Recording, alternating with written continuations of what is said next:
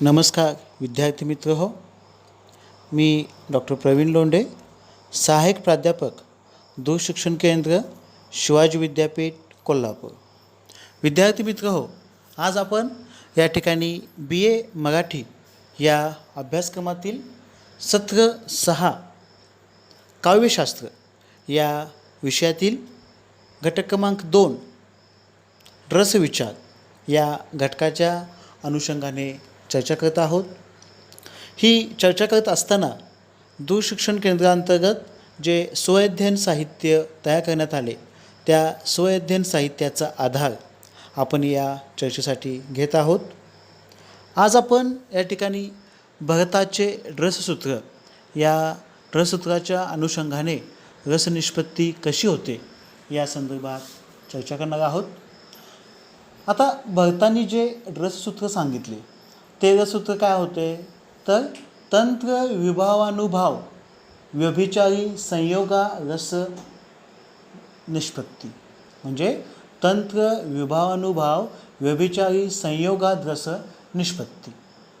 भरतांचे हे प्रसिद्ध रससूत्र असून विभाव, अनुभाव आणि व्यभिचारी भाव यांच्या संयोगातून रसनिष्पत्ती होते असा त्याचा वाच्यार्थ आहे.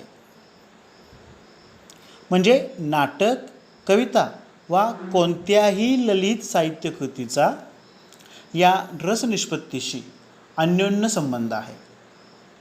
कारण विश्वनाथाने रसयुक्त वाक्य म्हणजेच काव्य ही काव्याची सांगितलेली व्याख्या ही सर्व प्रवर्त्यांना मान्य झालेली होती.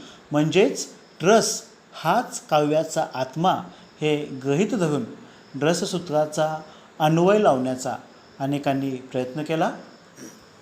म्हणजे पाश्चात्य टीकाकारांचा गुरु मानला गेलेल्या अरिस्टॉटलच्या शोकांतिकेसंदर्भात प्रसिद्ध असणाऱ्या कॅथोसिस या सिद्धांतावरही अशीच विस्तृत चर्चा झालेली आहे व आजही ती होताना दिसते. आता स्थायी भाव पाहत असताना भरतांनी जे रससूत्र सांगितले त्या रससूत्रातील स्थायी भाव पाहताना रससूत्रात प्रत्यक्षात न आलेला शब्द म्हणजे स्थायी भाव हा होय. म्हणजे रती, शोक, उत्साह, क्रोध, भय, विस्मय, हास्य या स्थायी भावांचा केवळ उल्लेख करून, केवळ उच्चार करून मनामध्ये रसनिर्मिती होत नाही, तर काव्याच्या वा नाटकाच्या माध्यमातून त्या भावनांची सुखमय चळवळा व्हावी आणि ती व्हावी लागते. कारण त्या भावांचे काव्यात तपशीलवार वर्णन झालेले आवश्यक असते आणि त्या वर्णनातच विभाव, अनुभव यांचे वर्णन येत असते.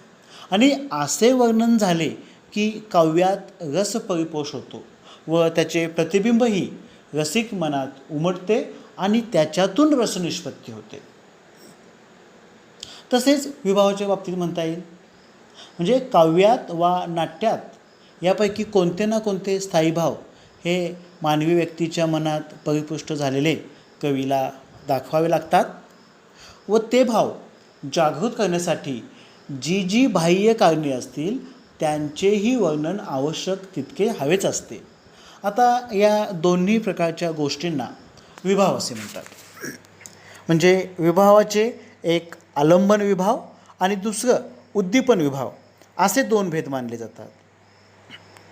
आता यामध्ये आलंबन विभाव म्हणजे आधार किंवा नाटकातील किंवा काव्यातील पात्रे वा व्यक्ती म्हणजे त्या रसांचे आलंबन विभाव होत. त्या पात्रांच्या मनातील भावना प्रबळ झाल्या आहेत किंवा त्या भावना प्रबळ होण्यासाठी कोणती बाह्य परिस्थिती कारण ठरली आहे याबाबतचे वर्णन किंवा दृश्य निर्मिती करणे यास उद्दीपन विभाव म्हणतात. म्हणजे दुष्यंत शकुंतला, चारुदत्त वसंतसेना, विश्वामित्र मेनका, कच देवयानी, अज इंदुमती, नल दमयंती किंवा माधवराव आणि रमाबाई इत्यादी नायक नायिकांच्या ठिकाणी रती म्हणजे प्रणय प्रीतिभाव जागृत झाल्याचे हे नाटककाराला दाखवायचे असते. म्हणजेच या नायक नायिका शृंगार रसाच्या विभाव होत. आता त्यांच्या अंतर्बाह्य गुणांचे रूपांचे वर्णन जेवढे सूक्ष्म, हळूवार, कमनीय आणि जितके पात्रांरूप व सविस्तर असेल तेवढे त्या शृंगार रसाचे चित्र अधिक रंगतदार व वेधक होईल. आता रसिक मनातही त्या चित्राचे प्रतिबिंब चांगले उमटेल. म्हणजे आलंबन विभावाचे काव्यनाटकातील चित्र हे असे असते. आता नायक नायिकांच्या मनात किंवा त्यांच्या ठिकाणी जागृत झालेल्या रती प्रणयादी भावनांना चालना मिळून त्यांना उत्तरोत्तर उत्तेजन मिळत गेल्याचे दाखवण्यासाठी काव्यनाटकात त्यांच्या आजूबाजूची परिस्थिती, आजूबाजूचे वातावरण हे अनुकूल असले पाहिजे.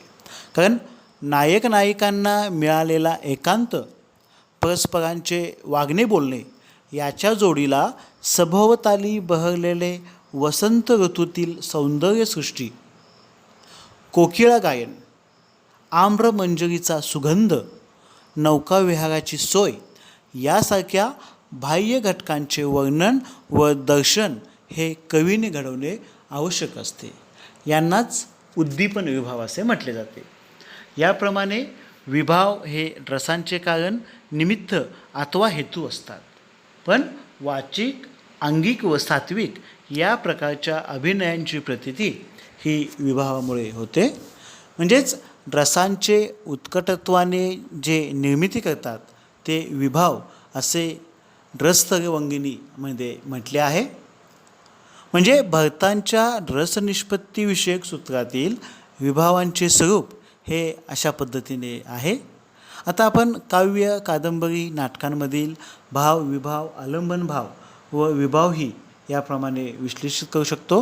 म्हणजे एखादं उदाहरण घ्यायचं झालं तर आपण वसंत बापटांच्या कवितेचं उदाहरण घेऊ. त्यांच्या सेतू या कविता संग्रहातील प्रियवंदा नावाची कविता पाहूयात. या कवितेमध्ये वसंत बापट म्हणतात, आज हवा पाहिलीस, आज हवा पाहिलीस, ऊन कसे हसता आहे, धरणी ही रोमांचित, गगन कसे पुरुषासम, दाही दिशा त्या अंकित, आज कमलकोशातून मधुर डंक भ्रमरांचे, भिरभिरते पाकोळी हाल करीत सुमनांचे, वारा निस्तब्ध जरी, मधुनी सुटतो सुसाट, केळी बन झोपडतो दुष्शांतापरी पिसाट. आता या बापटांच्या कवितेमध्ये मदनबाधा झालेली शकुंतलेची सखी प्रियवंदा ही आधार म्हणजे आलंबन विभाव आहे. तर हवा, ऊन, धरणी, गगन, कमलकोश, भ्रमर, पाकोळी, सुमने, वारा, केळी, बन, दुष्यंत असे विविध घटक हे उद्दीपन विभाव म्हणून आले आहेत. म्हणजे प्रियवंदेचा रतिभाव येथे केंद्रस्थानी आहे. यापुढील प्रियवंदेच्या ज्या कृतीउक्तीने कवीने वर्णिलेल्या आहेत त्यांचे पर्यवसान हे अनुभाव व व्यभिचारी भाव दर्शनात होते. आणि शेवटी भरतांनी सांगितल्याप्रमाणे भाव, विभाव, अनुभाव व व्यभिचारी भाव यांचा संयोग होऊन रसनिष्पत्ती होते. म्हणजेच शृंगार रसाचे विभाव जसे आपण पाहिले तसे वीर, करुण आणि इत्यादी सर्व रसवर्णनात असतात हे ध्यानी घ्यावे. आता अनुभवांचा जेव्हा आपण विचार करतो अनुभवाचा, तेव्हा विभावाच्या मागोमाग ते येताना म्हणजे विभावांच्या मागोमाग येतात ते अनुभव. म्हणजे मगापासून आपण ज्या नायक नायकांच्या ठिकाणी रतिभाव उत्कट बनल्याचे केवळ वर्णनावरून रसिक प्रेक्षकांना प्रभावीपणे कळलेच असे नाही. त्यासाठी कवीने वर्णिलेले जे उद्दीपन भाव, जे उद्दीपन विभाव त्यांचे नायक नायिकेच्या मनावर आणि शरीरावर कोणते परिणाम होतात याचीही वर्णन करावे वा दर्शन घडावे लागते. तरच नायक नायिकांचे भावचित्र जिवंत व परिणामकारक उतरते. म्हणजे एकांत, निसर्ग सौंदर्य, नायकाची चाटू वचने इत्यादी शृंगार भावनेची कारणे ही दोघांच्या मनावर जसा परिणाम करतात त्याप्रमाणे हा परिणाम त्यांच्या बाह्य शरीरावर व त्यांच्या कृतीतून व्यक्त होत राहतो. म्हणजेच चित्रातील वा मनातील भावना व्यक्त किंवा प्रकट करणारे नायक नायिकांच्या शरीरावरीलही ठळकपणे दिसून येणारे जे बदल हेच अनुभव होत. म्हणजे दोघांच्या बाबतीत होणारे हे बदल किंवा अनुभव हे वेगवेगळे असतात. म्हणजे नायिकेच्या रती प्रणयभावनेचे द्योतक म्हणून तिचे लाजणे, गालावर लाली येणे, डोळे जमिनीकडे लावणे, अधोमुख होणे किंवा हाताने वस्त्रांशी चाळा करीत राहणे, पायाच्या अंगठाने जमीन उखळण्याचा वा रेघोट्या मारण्याचा प्रयत्न करणे असल्याचे दाखवते. याचा अंतर्भाव अनुभवांमध्ये होतो. आता या अनुभवांच्या जोडीलाच स्वेद, रोमांच इत्यादी अष्टसात्विक भावादी शरीर विकार आणि तदनुषंगिक क्रिया यांचे वर्णनही केलेले असते. म्हणजे नायिकेच्या अभिनयातून आणि तिच्या शारीरिक हालचालीतून व तिच्या ठिकाणी प्रतीत होणाऱ्या अष्टसात्विक भावांपैकी अनुरूप भावांचे दर्शन रसिक प्रेक्षकांना उत्कटपणे येते. म्हणजे तिच्या ठिकाणी शृंगाराची रतिभावना खुललेली आहे, प्रबळ झालेली आहे, याचा प्रत्यय रसिकांना अत्यंत उत्कटपणे येतो. म्हणजे रसिकांच्या मनात नायक नायिकांच्या प्रीतिभावनेची चित्रे ही जिवंतपणे उभी राहण्यास मदत होते. आणि अनुभव हे मनातील भावनांचे व्यंजक असतात. व्यक्तीच्या अंतरंगात चाललेली भावनिक खळबळ नट नट्या आपल्या अनुभवरूपी अभिनयातून प्रकट करतात. म्हणजेच अनुभवांच्याद्वारे प्रेम भावनेप्रमाणेच शोक, भय, हास्य, उत्साह, विस्मय, जुगुप्सा अशा कोणत्याही स्थायी भावांचे आविष्करण किंवा दिग्दर्शन केले जाते. आता अनुभव हे नायक नायिकांच्या ठिकाणी काव्यनाटकात जास्त काळ टिकून राहणारे असतात असे भरतांनी अनुभवाबाबत सूचित केले आहे.